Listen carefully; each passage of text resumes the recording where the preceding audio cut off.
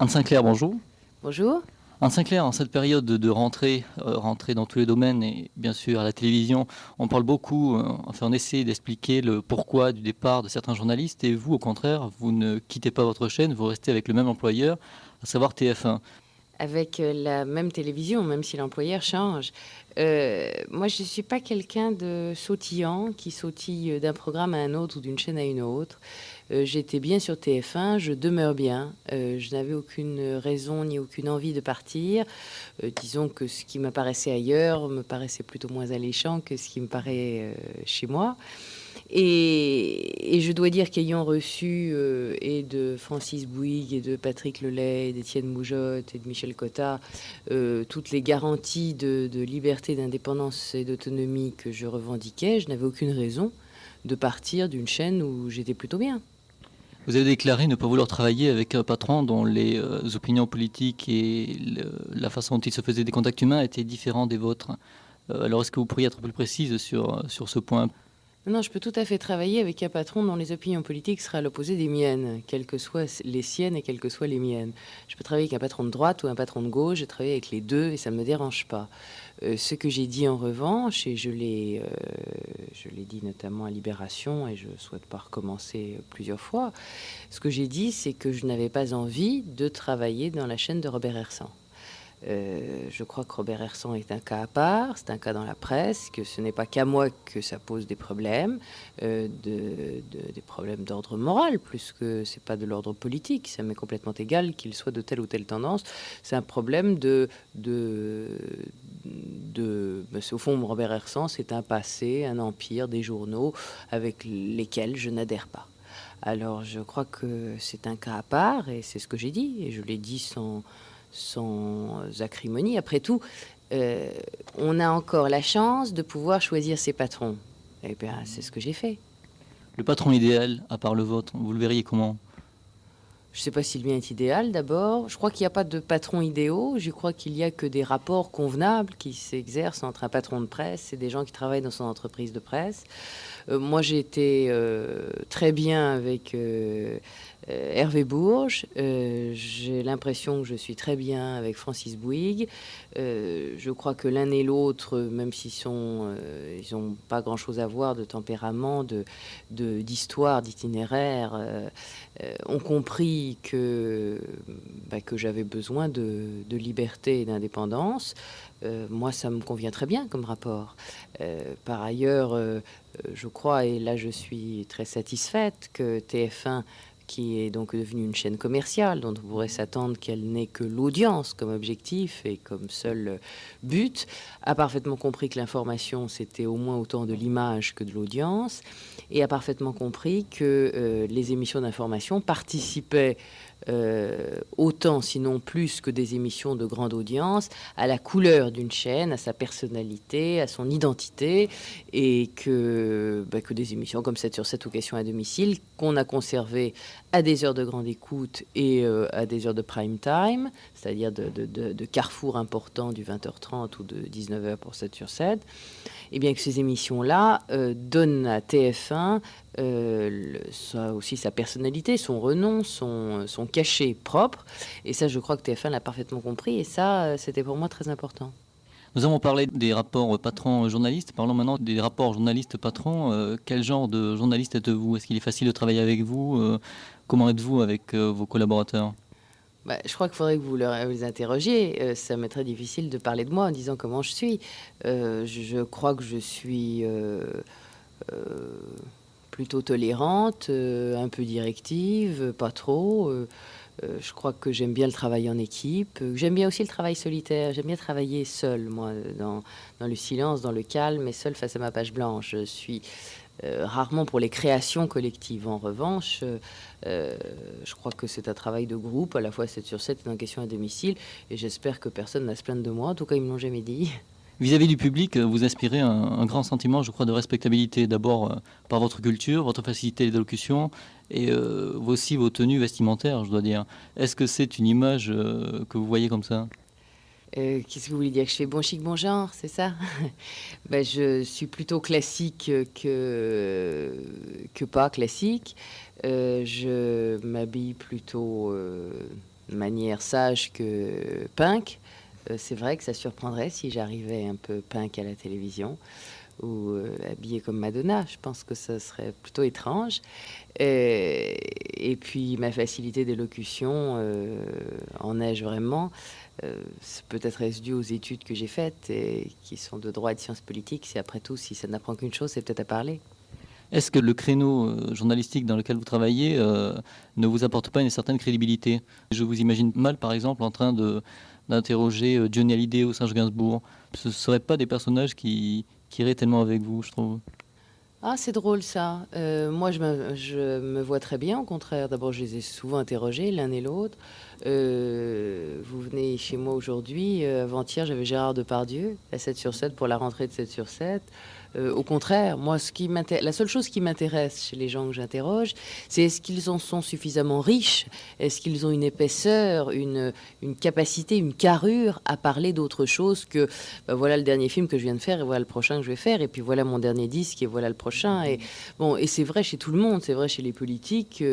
Quand ils m'apparaissent un peu trop étroits et limités, ça m'intéresse moins. C'est vrai chez les comédiens, c'est vrai chez les intellectuels, c'est vrai chez n'importe qui. Serge Gainsbourg fait justement partie de ces gens riches de tas de choses. Et je l'ai déjà interviewé et j'espère avoir le plaisir de le faire encore. C'est les hommes politiques pourtant que vous préférez interroger. J'aime bien les politiques, moi, à l'inverse d'une mode qui consiste à dire qu'ils sont méprisables et de peu haut niveau. Moi, j'aime bien les hommes politiques parce que je considère que, particulièrement en France, la classe politique est d'une très grande qualité. Mais voyez-vous, surtout cette année où la politique va être tellement présente, tellement dense, le débat tellement âpre et les positions tellement tranchées, j'ai comme au contraire un mouvement de recul, pas tout de suite, pas trop vite, pas trop de politique. Et vous voyez les 2 premiers mois de 7 sur 7, quand on en a bâti le programme avec Lanzy, et ben on s'est aperçu tout d'un coup l'autre jour qu'au fond on n'avait pas un politique en 2 mois. Et Depardieu, il a François Dalle, j'aurai Alain Touraine, le sociologue, comme invité, Louis Malle va venir, François Jacob pour le centenaire de l'Institut Pasteur, André Glucksmann pour la sortie de son livre sur Descartes. Vous voyez, c'est comme si on retardait un peu une échéance qui va tous nous saisir à la gorge, nous envahir et nous assommer. Alors, la politique, oui, à petite dose, oui, et pas que la politique. Sinon, je serais une journaliste politique. Je suis pas une journaliste politique. Moi, je suis plus généraliste que politique. Moi, encore une fois, c'est plutôt que la politique sont les idées. J'aime bien le débat d'idées, oui, ça c'est vrai. Est-ce que la politique ne vous a jamais aigri? Je crois pas. Je serais aigrie si j'étais femme politique. Et je serais incapable parce que je suis pas j'ai pas du tout une âme de militante et je suis beaucoup trop critique pour ça. Et j'aime bien observer la politique, la décortiquer, l'analyser, mais en faire sûrement pas. J'ai aucune raison d'être aigrie. Moi, je suis plutôt bien, non? Vous trouvez que l'on rencontre toujours des gens bien, entre guillemets, dans le milieu politique? Est-ce que la réputation que l'on se fait sur la politique est vraie ou pas? Le milieu politique est, paraît-il, malsain. Est-ce que c'est vrai? Oui, je sais que c'est une idée reçue, ce que je vous disais. Je ne suis pas sûre que ça le soit plus que du milieu judiciaire, que je pense que chez les avocats, chez les architectes, chez les médecins, chez tout milieu, quel qu'il soit, secrète ses combats, secrète ses antagonismes, secrète ses bons et ses mauvais moutons. Il y a les moutons blancs et les moutons noirs partout. Alors chez les politiques, bien sûr, c'est la même chose. Ce que je veux simplement dire, c'est que finalement, quoi qu'on dise, de leur ambition personnelle, de leur lutte âpre, c'est finalement un métier assez noble que celui de se dévouer un peu au bien public, à la cause publique, à la chose publique. Après tout, ils passent beaucoup de temps dans leur train, dans les trains, dans les moyens de transport, ils n'ont pas de week-end, peu de vie de famille. Ce serait peut-être plus tranquille s'ils avaient pris un solide métier d'industriel ou de financier, ils s'enrichiraient sans doute davantage. Vous voyez, c'est un peu ça que je veux dire, c'est que il n'y a aucune raison de dire que c'est tout mauvais. Et en plus, je trouve que en France particulièrement, la qualité intellectuelle de nos hommes politiques, leur culture, leur intelligence est quand même formidablement élevée. Vous mettez côte à côte Mitterrand, Barre, Chirac, Rocard, Fabius, Delors, Bérégovoy, bon, ils sont tous quand même, Séguin, Balladur, c'est quand même d'un niveau exceptionnel. Regardez les États-Unis, c'est à pleurer. J'aimerais maintenant que l'on parle un petit peu de vous. Vous avez aujourd'hui un statut de star. Est-ce que vous estimez normal que des journalistes célèbres aient un statut de star au même titre que des vedettes de la chanson ou du cinéma? Je trouve ça ni normal ni anormal, je constate. Je ne l'ai pas cherché, j'ai rien demandé, ça s'est passé comme ça. Ce que je crois, c'est, si on veut essayer de savoir pourquoi, c'est que la télévision a pris une telle importance que la personne qui paraît devient familière à beaucoup de gens. Je pense que qu'on y présente la météo ou le loto sportif, on de facilement starisé puisqu'on reconnaît votre visage. Alors quand on fait un métier depuis suffisamment longtemps, qu'on n'y réussit pas trop mal, que finalement votre image et votre présence et votre façon d'être sont devenues plus familières, eh bien c'est un peu naturellement que quand on interroge les gens sur les gens qui connaissent, eh ben, les références de la télévision arrivent assez vite. Donc je le prends moi comme quelque chose d'un phénomène d'aujourd'hui, avec tout ce que ça peut avoir de relatif sur le plan de la durée, de la mode, et puis du fond vraiment. Moi je considère qu'une star c'est quand même quelqu'un qu'on a choisi. On choisit d'aller voir un film, on choisit d'acheter un disque, on choisit d'aller au parc de Sceaux avec 150 000 personnes. Bon, ça c'est un choix. La télévision, on choisit pas ou peu. On va choisir un peu plus puisqu'il y a plusieurs chaînes maintenant. Mais finalement, la liberté est relative. Elle est plus de changer, d'éteindre ou de changer de chaîne que de choisir. Après tout, les Mourousi, Ockrent, Poivre d'Arvor, Pivot ou moi, finalement, on nous a montré, et le public nous a plus aimé que pas aimé, mais c'est tout ce qu'on peut dire. Personne n'est venu nous choisir. Vous assumez parfaitement tous les inconvénients d'une star, c'est-à-dire la semaine dernière, je crois, j'ai vu dans un magazine une question concernant la première déclaration d'amour de votre mari. Est-ce que c'est pas un petit peu indécent et agaçant de s'entendre poser ce genre de questions? Bon, les questions, on vous les pose toujours avec plus ou moins de distance ou plus ou moins de tact. Il nous appartient d'y répondre ou de n'y pas répondre. Vous savez, moi, je mets des barrières très claires. Vous ne trouverez jamais une seule photo de mes enfants. J'ai 2 enfants, on ne les a jamais vus. Et croyez-moi, depuis leur naissance à l'hôpital jusqu'à aujourd'hui, il est né à 8 ans, les propositions de photos, de reportages, d'interviews, tout ça n'ont pas manqué. Nous posons pratiquement jamais, mon mari et moi, sauf quand nous sommes dans un lieu public, on peut nous saisir en photo, parce qu'on ne se cache pas quand même. Mais je veux dire, je ne joue pas ce jeu-là. On peut me poser toutes les questions qu'on veut, je ne suis pas du tout tenue d'y répondre. Et je sais parfaitement, moi, mettre la distance qu'il faut. J'ajouterais que je ne réponds pas non plus à toutes les interviews, que je sais choisir et que surtout je sais me préserver. Parce que le travers, voyez-vous, de ce métier, c'est finalement d'oublier qu'on est là pour travailler et qu'on finit par se comporter comme si on ne faisait que vous poser des questions. Alors finalement, je fais le même métier que vous et moi j'ai besoin de travailler comme vous avez besoin de travailler. Vous avez été souvent en désaccord avec certains journalistes. Est-ce qu'il vous est arrivé de vous mettre en colère face à certaines personnes qui vous posaient des questions justement plus ou moins discrètes ou qui faisaient intrusion dans votre vie privée? À vrai dire, pas tellement parce que je sais à peu près à qui je réponds. Donc je réponds pas quand je sais quel type de questions on va me poser. Ça m'intéresse pas, et puis ça regarde personne. Me mettre en colère, non. Peut-être les seules fois où je suis un peu irritée, c'est quand je vois... Moi, je suis très respectueuse du travail. Moi, j'aime bien les gens qui travaillent. Je travaille beaucoup moi-même. Et je sais que jamais j'irai voir quelqu'un sans avoir travaillé. C'est-à-dire savoir qui il est, d'où il vient, qu'est-ce qu'il fait, quel est son itinéraire, son parcours. Ça fait partie du minimum d'interrogation. Alors, la seule chose qui m'irrite, oui, c'est quand je vois des journalistes qui disent « Alors, racontez-moi un peu votre vie, d'où vous venez ?» Je dis « Non, ça, quand même, vous le trouverez ailleurs. Ça fait partie de votre travail minimum. » Je suis un peu exigeante sur le travail des autres parce que je suis très exigeante sur le mien. Alors c'est tout, mais en colère, non, je me mets pas en colère. Sinon, je répondrai pas aux questions. Après avoir reçu le 7 d'or du meilleur journaliste, est-ce qu'il est encore possible d'être sensible face à des compliments du style je vous ai vu hier soir à la télé, c'est très bien»? Et comment donc? Si vous voulez me le dire, je serais très contente. Non, non, je suis pas blasée du tout. J'aime beaucoup les compliments. Je suis capable d'entendre des critiques. Non, non, je vais plutôt bien dans ma tête. Mais j'aime bien quand on me dit que c'est bien. Ce serait épouvantable de plus l'apprécier. Moi, je suis ravie. J'ai fait une émission avec Depardieu avant-hier. C'était la rentrée de 7 sur 7. Il y a eu pas mal de gens qui ont trouvé que c'était bien, que c'était une bonne rentrée. Et ben, ça m'a fait très plaisir. Et croyez-moi, à Depardieu aussi. Quel regard maintenant jetez-vous sur le public quand vous sortez dans la rue? Est-ce qu'il est facile de voir les gens vous observer, vous scruter, vous épier en quelque sorte? Est-ce que ça, c'est pas gênant? Ça, c'est peut-être un peu moins facile. C'est justement le fait d'être un personnage public fait qu'on appartient un peu aux autres et pas toujours dans la proportion qu'on voudrait. Je peux pas bâiller au feu rouge sans mettre la main dans ma bouche. Je peux pas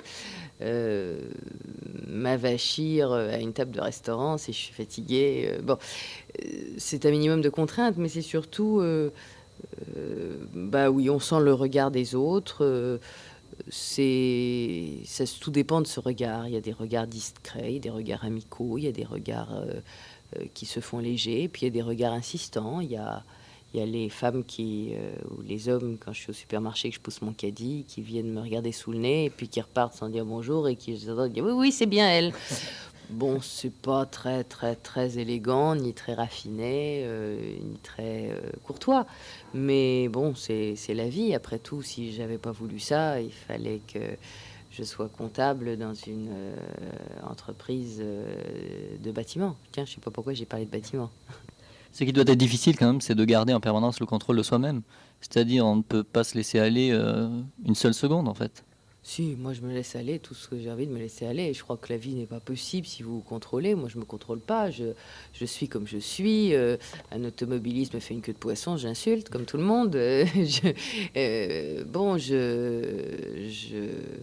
cours dans la rue si je suis en retard. Enfin, je veux dire, il faut pas exagérer. Hein. C'est si à ce moment-là on n'est pas capable de supporter.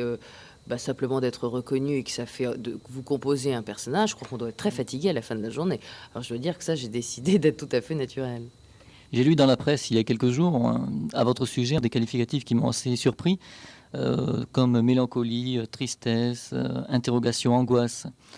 Ça me semble assez bizarre dans la mesure où le journalisme n'est pas un métier qui se prête tellement à ce genre d'état d'âme. Oui, je sais pas où vous avez lu ça, j'ai pas lu. Marie-Claire. Ah, dans Marie-Claire.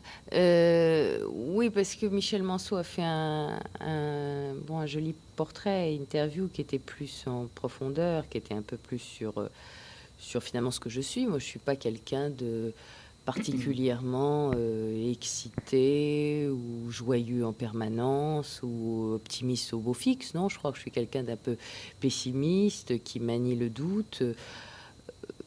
Je sais pas, je trouve que l'exercice du journalisme, c'est un exercice positif avec une dose formidable de doute et d'interrogation. À partir du moment où on ne s'interroge plus, où on ne doute pas, où on ne remet pas en question ou en cause, je crois qu'on passe un peu à côté de ce métier. Ça n'empêche pas l'action, mais l'action doit être capable de distance et de réflexion.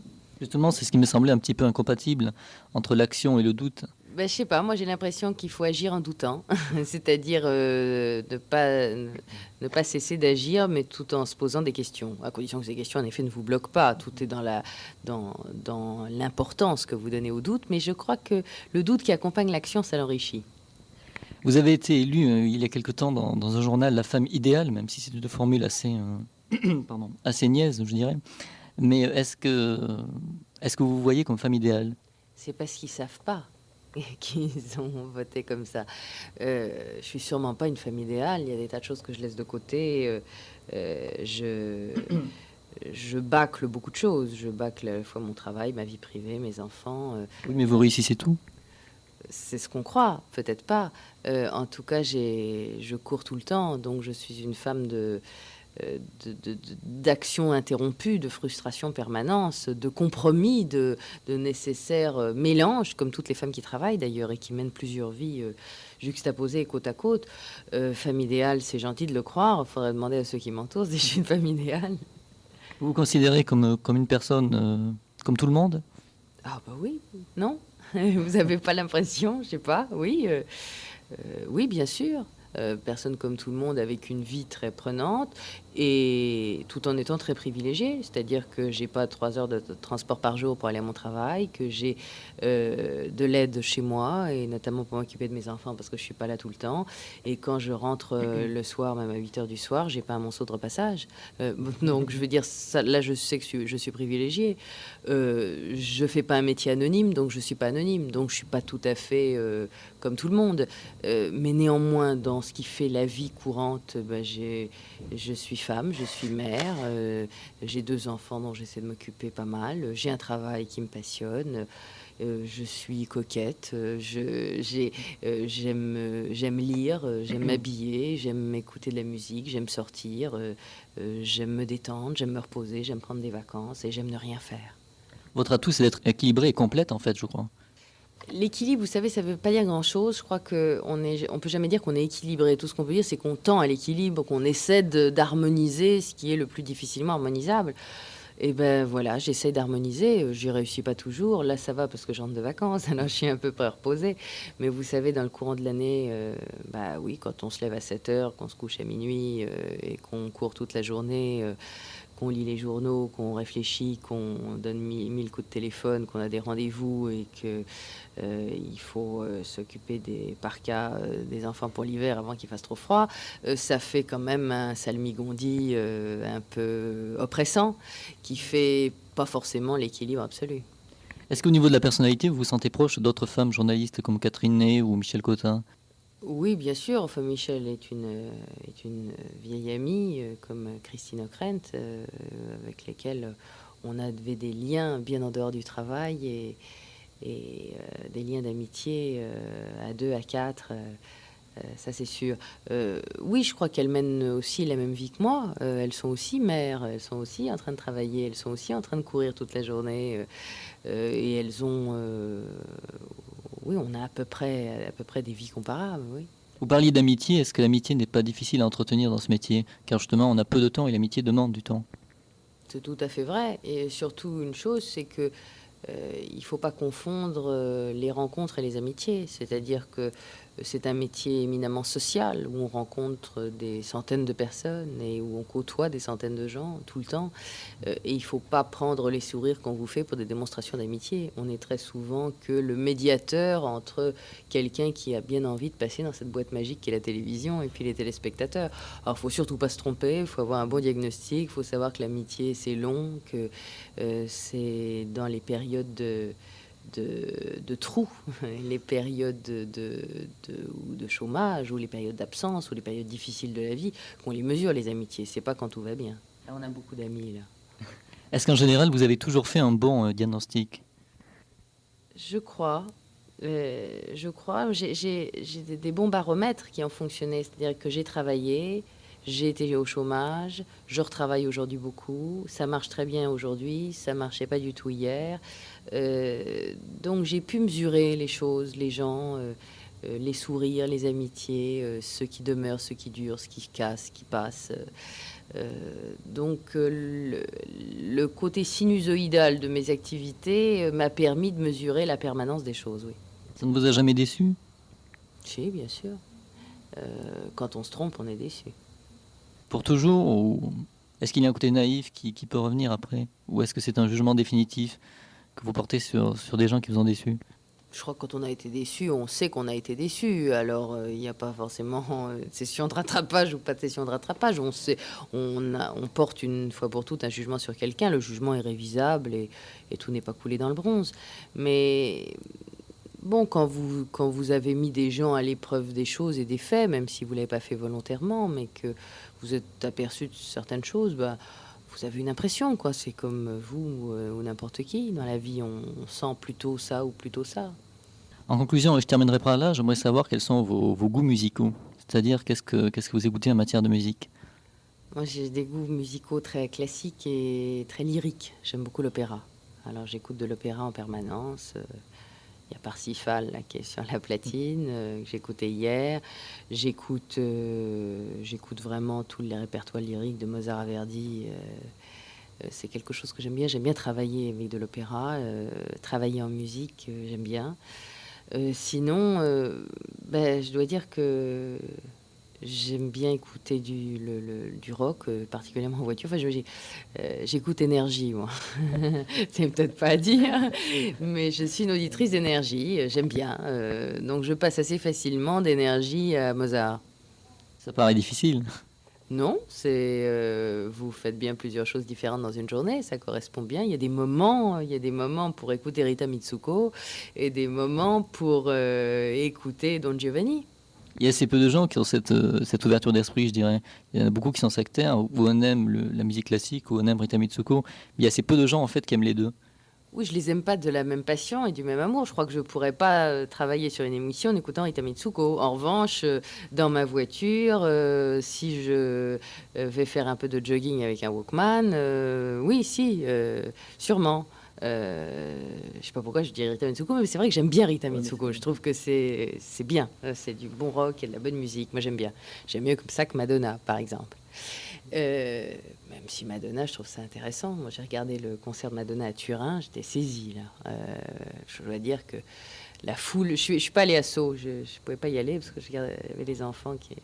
Je pouvais pas laisser, mais j'aurais bien aimé voir, parce que je trouve ça tout à fait étonnant.